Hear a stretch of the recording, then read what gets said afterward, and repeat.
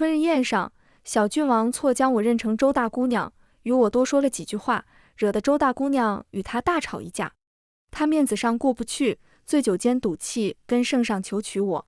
圣上赐婚，我们家没有法子，只得悄悄退了刚定下的婚约，让我出嫁。但婚礼当晚，小郡王却同我说，对不住，是我一时冲动，陛下赐婚我们不好和离，但1年后我会安排你假死。笑话，我萧意思吃进口的东西从来没往外吐过。大家好，欢迎收看皮皮听书。周庭明艳张扬，同清秀雅淡的我并不相像。但春日宴那天，我与他碰巧都穿了木蓝色，书同样朝云际。裴玄从背后蒙住我的眼睛，叫我猜他是谁。我转过身来，他才发现自己认错了人，急忙道歉，又问我姓名，最后摘了路旁一朵芙蓉花送我。温柔多情小郡王，果然名不虚传。这一幕叫周庭撞见，他当众大发雷霆，指责裴玄三心两意，勾三搭四，将身上裴玄送的定情玉佩狠狠砸在地上。裴玄脸上挂不住，宴上饮多了酒，又被狐朋狗友撺掇，进宫去求皇上赐婚。圣旨到萧家的时候，爹娘都惊呆了。我爹只是一个6品太医局正，何德何能竟能跟郡王做亲家？我娘哆哆嗦嗦问我，和宋家的婚事怎么办？还能怎么办？只能悄悄退了，宋家半个字都不敢多说。只拿宋二公子，当场就红了眼。宋濂是我亲自挑的夫君，宋夫人嫌我家世低微，我花了2年多的时间伏低做小，她才对我改观。挺可惜的，白费了那样多的时间和精力。大婚前夕，好友替我添妆，周庭也来了。他送我金镶玉步摇，亲自插到我发间，低声轻笑，你真以为你做得了南平郡王妃？果然新婚夜裴玄连红盖头都没挑，就跟我说，对不住，我与周姑娘吵架，心情不好，喝醉酒连累了你，陛下赐婚不好和离，不过你放心，1年之后我会安排你假死。我在盖头之下翻了个白眼，笑话，犯错的是他，凭什么要我来承担责任？我远离亲人和朋友，远离故土，失去身份，他全身而退，继续娇妻美眷。做梦呢！我深吸一口气，自己掀了盖头，笑意盈望向他。郡王这么说，我就放心了。郡王与周姑娘感情笃深，我还担心成亲会伤害到他，看来是我多虑了。郡王既有了安排，我自然会全力配合。只是有一项，你我虽只有夫妻之名，但在外人面前，还请郡王给我一点郡王妃应有的脸面。我不哭不闹，善解人意，在裴玄意料之外。他怔了怔，笑道，那是自然。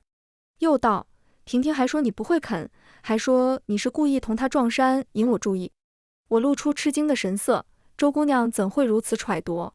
实不相瞒，我本已有婚约。裴玄愧疚，又同我道歉。他是圣上侄子，父母俱亡，整个南宁郡王府只他一个主子，郡王妃嫁进来就能当家做主，且不用侍奉公婆，没有婆媳矛盾。比起宋濂，他显然是更理想的夫君人选。我们没有圆房，但长夜漫漫，总要找点事做。我提议投壶，输的人睡床外面。他又吃了一惊，他显然没有打算跟我睡一张床。我温温柔柔解释，我夜里有喝水的习惯，一时也改不了。丫鬟进来看见我们分床睡不好，他没有起疑心。投壶是他的强项，他是纨绔子弟，领一个闲差，每日只管吃喝玩乐。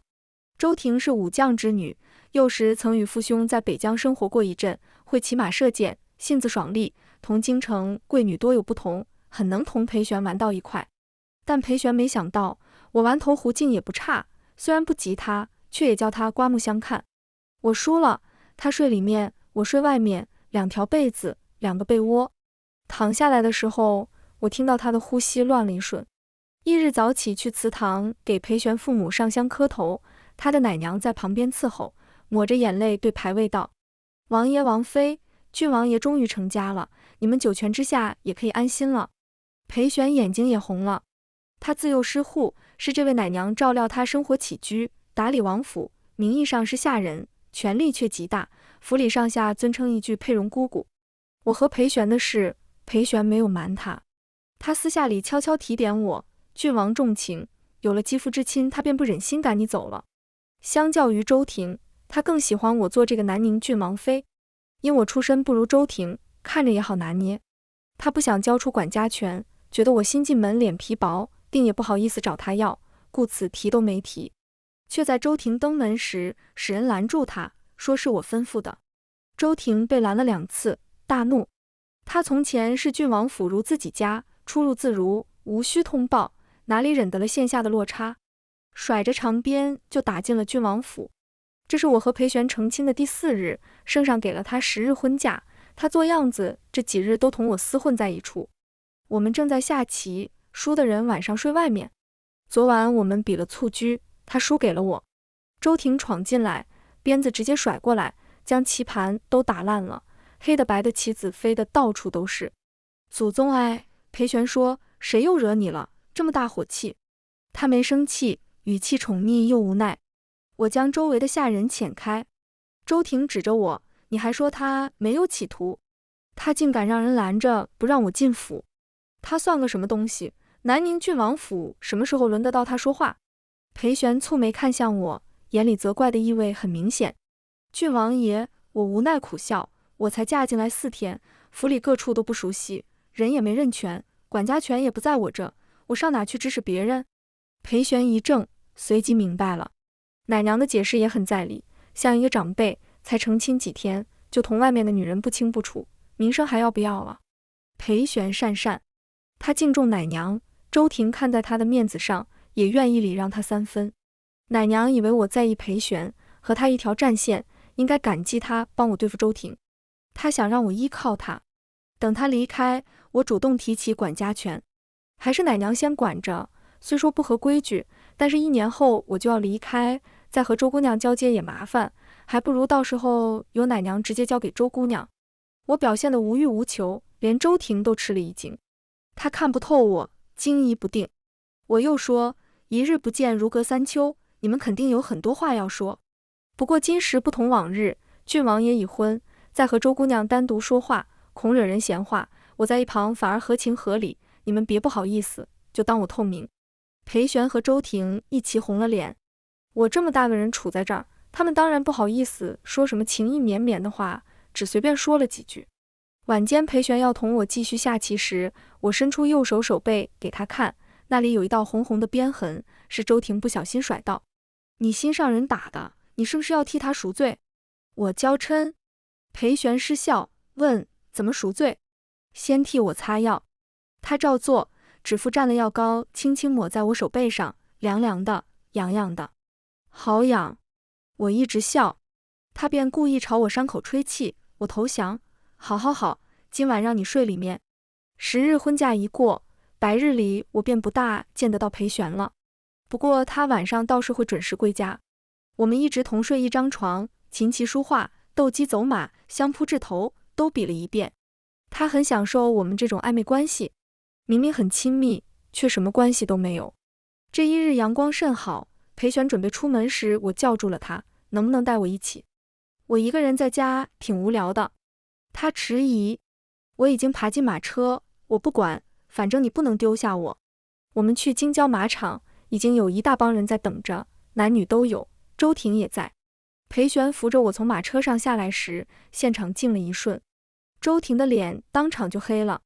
有人阴阳怪气道，郡王爷，你带个外人来做什么？裴玄还记得对我的承诺，道，郡王妃是我娘子，怎么会是外人？周婷的脸更黑了，拿马鞭指着我，你会骑马吗？会一点。敢不敢和我比一局？输的人马上滚。行。我一口应下。周婷不屑冷笑，仿佛我不自量力。倒也不用走，去看台上坐着就行。裴玄也觉得我会输，替我解围，又从怀里取出一枚玉佩，这个做彩头。所有人都觉得我会输，一副看好戏的模样。等比赛开始，他们又不笑了，因为我从头到尾一直稳稳压在周婷前头。她穿红色旗装，束发；我穿寻常烟波蓝裙长，裙摆和长发一起飘扬。裴玄眼里闪过惊艳。快到终点时，我身下的马忽然扬起前蹄，发出痛苦嘶鸣，我被掀翻在地，连滚几圈。裴玄奔过来查看我的伤势，我身手敏捷，只扭伤了脚。周婷一阵风似的冲过红绸带，骑在马上志得意满回头，我赢了，郡王妃。他居高临下睥睨我，我躺在裴玄怀里，脚踝的疼痛让我脸色发白，顾不上回应他。驯马师将失控的马追回来，郡王爷，马受伤了，有人拿利器在他脖子上扎了一下。他撸起马的鬃毛给我们看，果然有一个黄豆大小的伤口，渗着血珠，混在棕色的毛里，看不大清楚。众人齐刷刷看向周婷，周婷恼怒：你们什么意思？怀疑我吗？他气得脸都红了，赢他我还需要使这种龌龊手段吗？没人说话，因为大家看得很清楚，没有这处意外，赢的就是我了。周婷气得浑身发抖，他指着裴玄：裴玄，你说你也认为是我吗？裴玄要说话，我按住他：是我，想来是我身上戴的首饰太多，不小心划伤了他，不是周姑娘。又凑到他耳边低声道：别伤了你们多年情分。裴玄没说话，也没看周婷，抱着我回了郡王府。裴玄喜欢周婷，喜欢她明艳张扬，直率热烈，天真浪漫，不拘小节，但绝不会喜欢她心狠手辣，心机深沉。我的伤没有大碍，正骨之后休养2-3天即可。裴玄把玉佩递给我，本来该是你赢的，我没接，输了就是输了，没有什么本该。再说这玉佩是你专门为周姑娘准备的。周婷摔碎了他们的定情信物，裴玄便又准备了一枚，他以为周婷必赢，却没想到是用这样的手段赢。他有些迷惘，他以前不是这样的，可他以前也没想过你会娶别人。我替周婷说话，裴玄羞愧，我是罪魁祸首，伤害了你，也伤害了他。去找周姑娘吧，把事情说开，把玉佩给他。我鼓励他，这世界上有情人太少了。在不知道你和周姑娘以前，我还以为所有人都像我一样，到年纪就听父母的话，嫁给一个自己都不了解的男人。我真的很羡慕你和周姑娘。他去找周婷，1个时辰后，他铁青着脸回来了。周婷又一次摔碎了他送的玉佩，他恨他不信他。他们大吵一架，周婷还动了手，他的脸被他打肿。裴玄疲惫，他真是被惯坏了。我叫下人煮了鸡蛋，亲自剥了壳，替他滚在脸上消肿。我从前跟人打架，我爹就是这样替我消肿的。他很惊讶，你还跟人打过架？我爹做太医局，挣钱是江湖游医，我亲娘死得早，我爹带着我四海为家，有小孩子骂我有娘生没娘养，我就跟他们打架，打不赢也打，实在打不过就跑。我骑马的功夫就是那时候练出来的。后来我爹娶了季氏，就是我现在的娘，她待我很好，我不说你都不知道她不是我亲娘吧？我眉眼弯弯，巧笑倩兮，从前的苦难在我身上看不出一丝痕迹。但裴玄被触动了，他没有爹娘，很能和我共情。他冷了周婷一段时间，我脚伤好了，陪他四处玩，他发现我什么都会一点，京城各处也是了如指掌。慢慢有佳话传出来，说南宁郡王和郡王妃琴瑟和谐，恩爱不移。周婷坐不住了，他主动找裴玄认了错，认下了自己没做过的事，又跟我赔礼道歉，送我珍贵的药材和昂贵的珠宝。不知是谁指点了他，他大概以为只要裴玄的心一直在他这儿，1年之后我就会乖乖被送走。太天真了。他敛了脾气，变得乖顺，时常进府陪我说话，叫我姐姐。我们相处融洽。最难受的人是裴玄的奶娘，她觉得我不中用，什么都抢不来，这样下去，总有一天周婷会成为南宁郡王府的女主人。她不想见到这样的场景，于是她自作主张，悄悄在我和裴玄的夜宵里下了催情药。我爹是太医局正，我自小接触药物，但他不怕我发现，他以为我会顺水推舟，但我没有。我喝了一口，猛地放下碗，劈手把裴玄手中的汤碗打翻。他还没来得及喝，吓了一大跳，脸色也跟着发白。有人下毒？你有没有事？来人！我连忙拦住他，是催情药，我喝了一口，不要惊动旁人。他一愣，药效发作得很快，才一口我就浑身发热，脸上通红，连我自己都没注意到，我眼波如水，媚态横生。裴玄看傻了，喉结快速滑动。要不要叫大夫？他手足无措。我摇头，忍着难受，拿过案几上的剪刀，狠狠在掌心一划，鲜血一下子涌了出来。裴玄来不及阻拦，惊呼出声。你疯了！他手忙脚乱替我止血，又找了金疮药和纱布替我包扎。我脸上不正常的红晕散去，我松一口气，不能叫你对不起周婷妹妹。其实她有2个通房，并没有为周婷守身如玉，但在世家贵族里，通房算不得人，只是泄欲的工具。周婷也不在乎。我不一样，我是赐婚的郡王妃，真和裴玄有了什么，就是名副其实的夫妻了，也就没周婷什么事了。裴玄很感动，觉得我人美心善，一心为他人着想。第2日他就发作了奶娘，夺了他的管家权，没忍心赶他走，让他住在郡王府后头的小院养老，他的家人也没受到牵连。周婷知道我受伤，拎了补品来看我。裴玄正喂我喝药，我伤的是右手，左手不习惯，他同我猜拳，输了便喂我喝药。周婷一来，我马上说，周婷妹妹你别误会，我伤了右手，郡王爷才喂我的。周婷阴阳怪气，哟，怎么就那么巧伤到了右手？我和裴玄对视一眼，他脸红了，我脸也红了。周婷的脸黑了，掌心是皮外伤，不要紧，我自己下的手，有分寸。裴玄不和我比了，夜里我一直睡里面，想喝水了踢他一脚，他给我倒。小爷我就没干过这种伺候人的事，我是替周婷妹妹调教你，会伺候娘子才是一个合格的夫君。你原来的未婚夫是谁？他忽然问我，我如实回答，国子监祭酒家的2公子，宋濂。我爹和宋祭酒是调友，很投缘，如若不然，这样的人家我也是高攀不上的。裴玄听出了一丝苦涩，你心悦他？我扑哧笑出声，你以为人人都如你和周婷妹妹吗？婚姻之事，父母之命，媒妁之言，哪里谈得上心不心悦？我统共才见过他3次，他长相端正，我便同意了，爹娘总不会害我。比我如何？什么？你说他长相端正，和我比呢？我抬眼看他，细细端详，从眉眼到下颚线，自然是你更好看，你是瓜子脸，上宽下窄，面部轮廓感很强，下颚线清晰，皮肤也白，眼睛是最迷人的丹凤眼，眼尾还有一点上挑，给人一种翩翩贵公子的感觉。对了，我又凑近一些，温热的呼吸扑在他脸上，眼睛还有点内双，眼角有一点向下压，又增添了几分忧郁的气息。鼻子也非常优秀，鼻梁高挺，鼻骨线条流畅，增添了贵气之感。嘴唇，虽然偏薄，但是很饱满，人中偏长，伴随着微微下垂的嘴角，给人一种无辜的感觉。不笑的时候迷人忧郁，笑起来的时候温暖和煦。我一本正经点评，把裴玄说愣住了，他手里还端着茶杯，不自然地把剩下的水一饮而尽。我道，你喝我水干嘛？他一下喷了出来，被子湿了。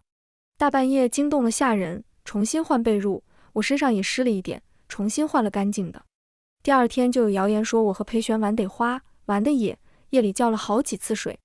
谣言传到周婷耳朵里，她这时才知道，我和裴玄从成亲开始就一直睡一张床。她忍不住了，她向来不是忍得住的人，之前装出的乖顺早已让她憋了一肚子气，何况是这样的事。她来质问裴玄，我解释，周婷妹妹你别误会，我和郡王爷睡一张床也是为了掩人耳目。我们虽然夜夜睡一张床，但什么都没有发生过，我们是纯洁的男女关系。周婷骂，都男女关系了，还纯洁什么？裴玄，你答应过我什么？裴玄觉得很冤，思思说的没错，我们的确什么都没发生，你别疑神疑鬼，无理取闹好不好？我火上浇油，周婷妹妹，你对郡王爷连这点最基本的信任都没有吗？也难怪，你要是信他，我就不会嫁给他了。我这么一说，他们都想起我为什么会嫁给裴玄了。周婷妹妹，情侣间没有信任，可走不远。周婷气得发抖，我和裴玄的事轮不到你插嘴。他扬手要打我，我拿还裹着纱布的右手去挡，伤口裂开，鲜血透过纱布渗了出来。我嘶了一声，神色痛苦。裴玄紧张地捧住我的手，怎么样？是不是很疼？来人，去请大夫。我眼眶里含了泪，要掉不掉？好疼。乖，没事啊，不疼，大夫马上就来了。裴玄一边说一边替我吹气，隔着纱布哪里吹得到伤口，也不过是哄我开心。我破涕而笑，隔着裴玄，望向周婷，她的脸一会儿黑一会儿白，精彩极了。我本以为到这种地步，周婷但凡是个有骨气的，都应该和裴玄恩断义绝，重觅家婿。如果他真这样做了，裴玄说不定会立刻忘记他们之间的不愉快，他们的感情也会随之上升到另一个高度。他会成为裴玄永远得不到的白月光。不过白月光、朱砂痣对我都没影响，我只想做真正掌权的名正言顺的郡王妃。没想到我高估了周婷，她对裴玄掉了几滴眼泪，哭着说都是因为太紧张，她太爱他，裴玄马上就跟她和好了。她这样刚烈的女子，没在裴玄面前哭过，一哭便是绝杀。裴玄心疼死了，他甚至开始反思是否与我太过亲密。在他开口之前，我主动道：以后你来我房里就睡贵妃榻好了，因为这件事闹得你和周婷妹妹吵架，我很内疚。他迟疑，被丫鬟瞧见怎么办？我已经改了夜里喝水的习惯，不会有人瞧见了。这天夜里他睡贵妃榻，可是辗转反侧一直睡不着，闹得我也睡不好。郡王爷，要不你去书房睡？他却抱着被子爬上了床，他已经习惯我睡在身边。被周婷妹妹知道怎么办？他困得不行，一直打哈欠，他不会知道的。掌心的伤好了之后，留下了一道很浅的疤，不仔细看看不清。裴玄将管家权交给了我，他的私库有不少好东西，我看到喜欢的就跟他要。当是我替你和周婷妹妹管家的辛苦费，你倒是一点不藏着掖着。他对我很大方，我喜欢什么他就给我什么，我也没多拿，分寸掌握的恰到好处。他觉得我很坦诚，又不至于贪财。我查账本，很快看出猫腻，奶娘胆大包天，竟联合各大商铺掌柜，每年用假账本糊弄裴玄。我没告诉裴玄，独自去后院见了奶娘。夏秋换季，我病了，昏昏沉沉，有些发热，又赶上我生辰，怕过了病气给裴玄，就没说，除了我的陪嫁丫鬟，府里也没其他人知道。但他还是知道了。傍晚的时候他过来，带了一只玉兰木簪，没来得及准备礼物，回来时顺手在小摊前买的，不值几个钱，别嫌弃。我很欢喜，立刻簪到发髻上，又赶他走。行了，知道你有心，赶紧走吧，别被我传染了。我裹着毯子歪在贵妃榻上，面前的小几上摆了只精致的小炉子，里头点着蜡烛，温着一壶黄酒。裴玄不肯走，非要陪我喝一杯，又很疑惑，病了怎么能喝酒？身上冷，只喝了一杯，已经要叫人撤下去了。他自己斟了一杯，又叫人给我煮长寿面，我胃口不好，只慢慢吃了一小碗，鼻子塞了，舌头什么味道都尝不出来。我笑，就是山珍海味，吃起来也没味。可是慢慢的，我觉察出不对劲儿，我身上越来越热，脸色发烫，眼睛亮得吓人，神志也有些模糊。裴玄也看出来了，伸手过来探我额头，怎么这么烫？我忽然福至心灵，是催情药，下在面碗里，糟糕，我吃了好多。我急忙去找剪刀，起身脚底虚浮，头也有些发晕。裴玄扶住我，我抱着他喘了几口气，又推开他，终于摸到剪刀，一只手却按住了我。我抬头，裴玄看着我，别再伤害自己了，我会心疼。他凑过来吻我，我浑身战栗。忽然间，有人冲了进来，一个面生的丫鬟跪在地上喊：郡王爷，面不能吃，奴婢亲眼看见郡王妃的丫鬟在面里下了药。瞧见我们的样子，他一脸恍然大悟，是催情药。郡王妃，你在郡王爷的面里下了催情药，你怎么能用这么下作的手段？我被气笑了，你在胡说八道什么？他充满期待地看向裴玄，裴玄很敏锐，几乎一瞬间就理清了真相。有人设局诬陷我，那人以为面是裴玄要吃的，他一脚把那丫鬟踹倒在地，抓起来。那丫鬟不知发生什么事，明明自己立了功，为何要被抓起来？他以为裴玄不信他，指天誓地发誓。裴玄一脸嫌恶，直到人被拖走，他都没看他一眼。我出了很多汗，烧也退了，神清气爽。但裴玄后悔了，他觉得对不起周婷。我轻声道，就当什么事都没发生。他羞愧难当，一腔怒火全发在了告密的丫鬟身上，他被打得半死，终于招认，要是他下的，他是受了周婷的指使。周婷知道裴玄憎恶被人算计，于是收买了这丫鬟，让他在裴玄的吃食里下药，然后再事事揭发，把污水泼到我身上。毕竟我最有理由这么做了。可是这丫鬟弄错了，她以为裴玄让厨房做面是自己要吃，哪里想到是我吃了。裴玄无法接受，他怎么变成这样？他喃喃问我，先是马场刺伤你的马，现在又用这么下作的手段陷害你。他从前虽然骄纵，可是心思单纯，这些弯弯绕绕哪里懂？他什么时候变得和京城那些心机深沉的女人一样了？人都是会变的。我说，低头的瞬间，嘴角微微上扬。心机深沉，这才哪到哪儿啊？和我比起来，周婷简直太单纯了。我只不过让奶娘去跟周婷抱怨了几句，似是而非的几句话，周婷就以为我早有这样的心思。她以为自己算无遗漏，实际上是我将计就计。长寿面里下了药，黄酒里也下了药，只不过酒里分量轻，要与我身上的香气混合才能发挥作用。裴玄还以为是正常的情动。有了上次奶娘下药的事，他怎么样都不会怀疑到我身上。他要打死那丫鬟，我替他求情，不至于。当时积德，他已经吃够苦头，赶出去就是。你总是这样心善。裴玄不大乐意，但还是听了我的话。我没再为难奶娘，她替我做了这事，账本的事我就没有追究，只把他们全家打发去了乡下的庄子上。奶娘对我维护了她在裴玄心里的形象，感恩戴德。然后我转头让那告密的丫鬟告诉周婷，他们的计策成功了。裴玄现在很厌我，不过裴玄当时差点没把持住，很懊悔，觉得没脸见他。周婷很兴奋，他往郡王府来了几次，裴玄都没见他，他便信以为真。他高高兴兴地等着满1年，我被赶出去。裴玄如今对他又爱又失望，然而多年的情分不是说断就能断的，他做的任何事冠上爱情之名，似乎就没有那么难以接受了。他又不是要害他，他也是太爱我了，是我没有给他足够的信任，觉悟还挺高。于是我知道扳倒周婷不难，3年5载，我有的是手段慢慢消耗掉裴玄对他的情谊。难的是我没有那样多的时间。公主府有赏菊宴，我收到请帖，下马车时碰到周婷，她很震惊我居然没有被禁足。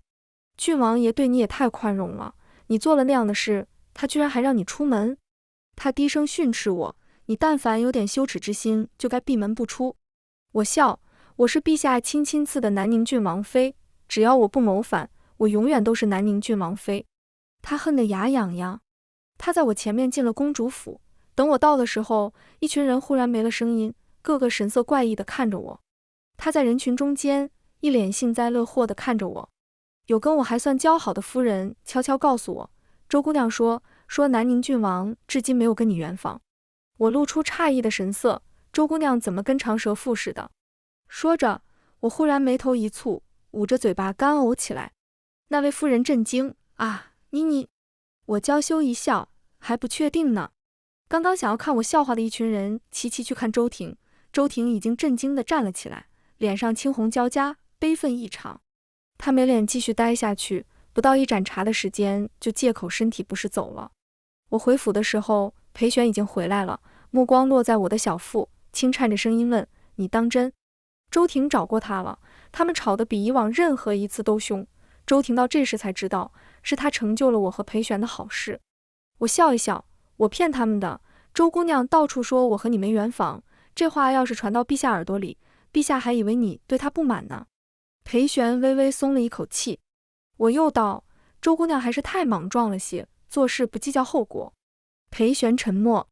然而第2日他发现我差心腹丫鬟去买了堕胎药，等他赶到的时候，我端着药碗正要喝，他3步并作2步冲过来，一把打掉药碗。我吓了一大跳，郡王爷。他双眼通红，几乎是半跪在我面前，为什么要骗我？我叹气，我不想你为难。你为什么总要替别人着想？他又生气又难过，双掌颤颤巍巍地抚在我的小腹。你自己呢？你可有一刻为自己想过？你不为难吗？这是我们的孩子啊，不然怎么办呢？我和他对视，眼里也闪出了泪光。是假死之后独自生下这个孩子，然后让他从小没有父亲吗？他摇头，拿我的掌心贴在他脸上，我摸到他脸上湿湿的。不假死了，我不送你走了，你留下来，我们的孩子不会没有父亲，父亲和母亲，他都会有，他会快快乐乐地长大。我泪如雨下。裴玄自小父母双亡，纵然他身为小郡王，也吃尽了没有父亲母亲的苦楚，这是他心里永远的伤，永远无法弥补。所以他怎么会让他的孩子没有父亲呢？他对我不是没有情义，可这点微薄的情义和他与周婷的情分比起来，不值一提。但愧疚就不一样了，在这一刻，他对我的愧疚达到了顶峰，这份愧疚破开他的皮肉，在他的骨血里和他缺爱的童年融为一体，扎下了根。我大获全胜。然而我还是替周婷着想，周姑娘怎么办？要是她愿意，她可以进府来做妾，虽是做妾，但关起门来，她和我不分大小，家可以给她管，孩子也可以叫她母亲，只要她愿意，我们三个把日子过好比什么都强。裴玄简直要被我感动死了，他和周婷摊了牌，他不准备送我走了，他要周婷做妾。周婷怎么可能愿意？他伤心欲绝，和裴玄恩断义绝，很快就另嫁他人。难道周姑娘一直看重的是郡王妃的位置？我表示不解，她如果真的爱郡王爷，就不会在乎这种虚假的名分了。裴玄短暂的难过了一阵，但随着我的肚子越来越大，他很快就沉浸在即将做父亲的喜悦中，更别提我还主动给他纳了2名美妾。10个月后，我生下了裴玄的嫡长子。儿子有了，长家权也有了，裴玄也越来越喜欢我，我坐稳了南宁郡王妃的位子。我儿子12岁的时候，周婷的夫君调回了京城，周婷也跟着回来了。她已做了母亲，然而还是咽不下当年的气。她找了一个和她年轻时有4、5分相似的年轻姑娘，故意送到裴玄身边。裴玄果然为之着迷，很快纳入府中。他笑我这么多年还是活在他的阴影下。你不觉得自己很可悲吗？我点一点头，的确很可悲。为了这样一个3心2意的男人，你和我斗了10来年，又不是什么稀罕物，还抢来抢去，可悲，真可悲。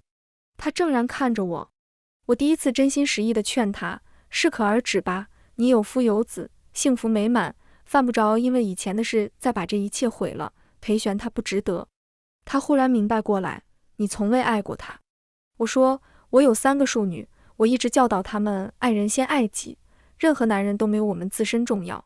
他久久没有反应过来。后来他没有再找我麻烦。我儿子20岁的时候，裴玄为他请立了世子。没多久，他奶娘在庄子上过世，过世之前大概是良心过不去，他将20多年前我威逼他设计周婷的事告诉了裴玄。裴玄一个人在庄子上待了很久，回府时依旧给我带了城东我最爱吃的枣泥糕。他什么都没说，只是在某天深夜梦醒时忽然问我，思思，你爱我吗？我睡得迷迷糊糊，无意识地回答，爱你爱你爱你，爱死你了。他哈哈笑出了声，在寂静的夜里显得尤为苍凉。他低喃，我也爱你。全文完，皮皮听书，感谢您的观看，每天上新精彩小说，喜欢就订阅吧。